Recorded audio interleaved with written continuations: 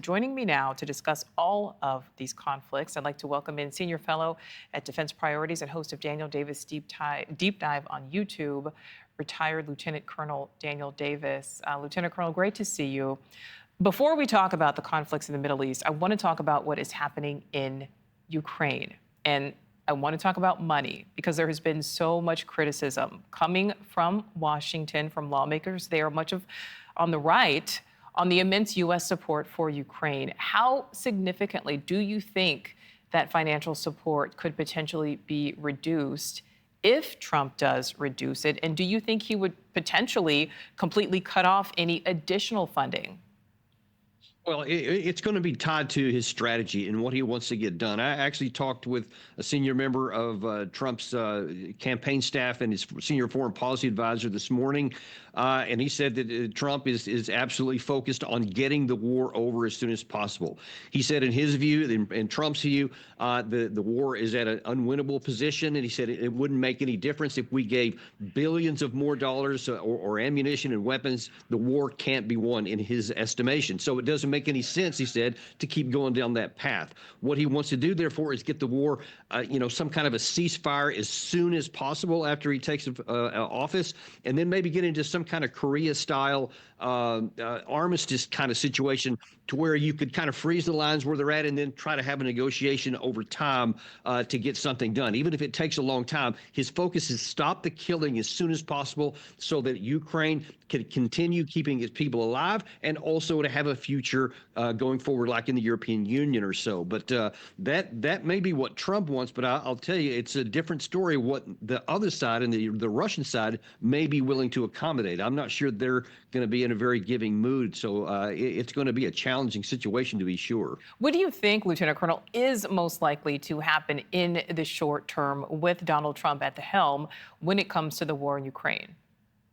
I'm absolutely certain, and he's said nothing but this. This has been consistent. He said this with Zelensky in September when he met him, when he was in the United States. He said he wants a negotiated settlement, and I don't see any evidence that he's having any thoughts besides that going forward. And I'm sure that you'll see is probably very soon after he takes office that he's going to be moving in that direction because the war is unwinnable. As we've been talking, as you see on the ground, as the New York Times has been showing graphically that the losses for the Ukraine side is escalating over time, and something has to be done because this path is not going to succeed. All right, so let's shift regions to another conflict.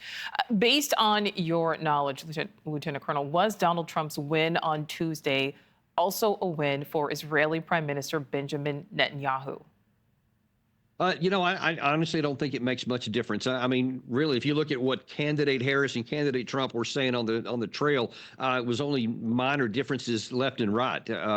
I think that the Harris campaign tried to go a little bit more, trying to thread the needle on making the part of their electorate that was, pro-Palestine and worrying about that. That probably didn't succeed very well the way they handled that. But in terms of the Israeli side, there's not a whole lot of difference between the two.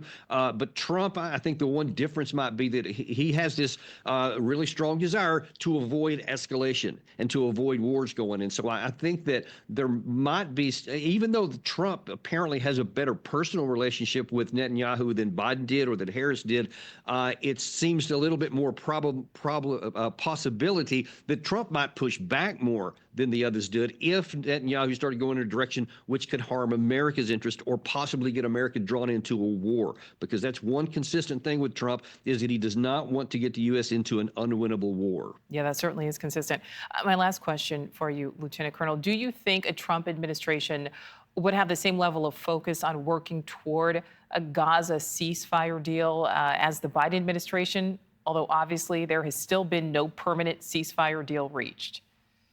Well, I mean, to be kind, the current administration didn't really work very hard to bring about a ceasefire in Gaza. They talked about it a lot, but they never used any of their leverage. I think that's really important to understand. In terms of actions, the administration never really put any effort, any capital behind it beyond verbal requirement or desires or so.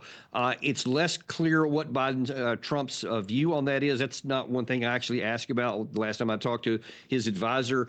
And Trump himself has been a little bit more coy on what he might do with that.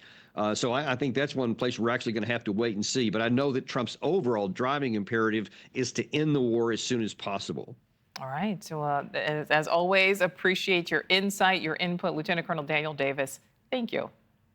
My pleasure.